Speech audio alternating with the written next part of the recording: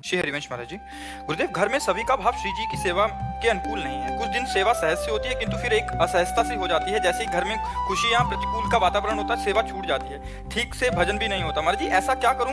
जैसे बहुत ऊंची स्थिति नहीं है, पर एक आदमी अज्ञानी जैसी स्थिति है अभी। हम ये कहते हैं पूरे घर को हम भक्त नहीं बना सकते। भक्त बनना चाहे तो बन सकते हैं। हमको अपनी भक्ति में देखना चाहिए, हमको अपना सुधार करना चाहिए। घर वाले जैसा करें, भगवान की कृपा, लेकिन हमको चाहिए कि हर परिस्थिति में भगवत सेवा, हर परिस्थिति में भगवत भजन। अगर शरीर से सेवा भी नहीं हो रही तो चित्त भगवान से जुड़ा हुआ है। हम सबको भगवान का भक्त नहीं बना सकते। ये बनना चाहे तो बन जाएंगे, अगर ना बनना चाहे तो हमारी ताकत नहीं कि हम किसी को एक बार राधा बुलवा सके, किसी को एक बार दंडवत करवा सके ठाकुर जी के सामने। हमारी ताकत नहीं। वो बनना चाहते हैं तो हमारी ताकत काम करेगी। ऐसे ही आप मान लो भक्त है, आप चाहते हैं कि आपका पूरा परिवार भक्तिमय रहे, तो आपकी चाहना से पूर्ति नहीं होगी। परिवार भी यदि चाह करे कि मैं भक्त बन जाऊं तो बन सकता है, अन्यथा केवल हमारी चाह से थोड़ी हो सकता है। तो हमको क्या करना चाहिए? दुखी नहीं होना चाहिए। भगवान की लीला समझ करके उसका त्याग करो भाव का, कि सब भगत बन जाए। आप भगत बन जाओ, आप रात दिन भगवान का भजन करो, आप रात दिन भगवान की सेवा में रहो, तो आपके भजन का प्रभाव परिवार में क्या, मोहल्ले में पड़ने लगेगा। मम भक्ति युक्तो भुवनम पुनातु, मेरा भक्त भुवन को पावन कर सकता है। भगवान कहते हैं भुवन माने लोक को सात लोकांतारयति। तो आप अपनी भक्ति को बढ़ाओ तो आपके परिवार में उसका रंग बढ़ जाएगा। जैसे कोई ऐसी स्थिति आती है कि हम लोग ग्रस्त में इतने बिजी हो जाते हैं कि मतलब किसी चीज के लिए भी टाइम नहीं निकल पाता। बिल्कुल ही उस समय इतना गिल्ट रहता है कि आज कुछ भी नहीं किया, नाम जप नहीं हुआ, सेवा नहीं। हमें लगता है कि नाम जप केवल माला के द्वारा ही होता है क्या?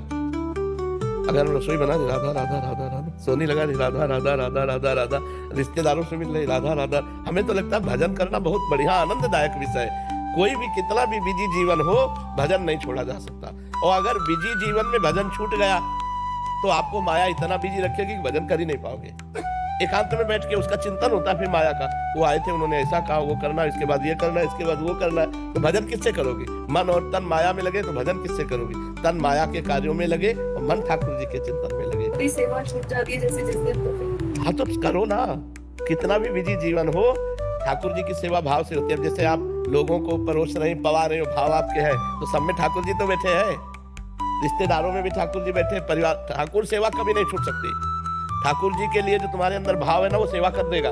जैसे भाव की यार इस समय ठाकुर जी को स्नान करा के श्रृंगार करने, अब आपका श्रृंगार शुरू, आपका मन भाग रहा है ना ठाकुर जी की तरफ, ठाकुर जी सेवा स्वीकार कर रहे हैं। अब ठाकुर जी की सेवा में बैठे, सेवा ठाकुर जी की, चिंतन संसार का हो रहा गलत, संसार का चिंतन करे, ठाकुर सेवा में मन लगा, बहुत बढ़िया स्थिति है। तो मन को ठाकुर जी की सेवा में लगा दो, तन को संसार की सेवा में लगा दो, असंतुष्ट मत हो, भगवान के विधान में संतुष्ट रहो। आज ठाकुर जी इतने रूपों में आ गए, मतलब रिश्तेदार नातेदार, तो ठाकुर जी आज इतने रूपों में आके सेवा की। अब कोई नहीं आया तो पूरी सेवा ठाकुर जी की, अगर कोई आ गया तो थोड़ी सेवा ठाकुर जी की, पूरी सेवा समाज की, सब में भगवान विराजमान है।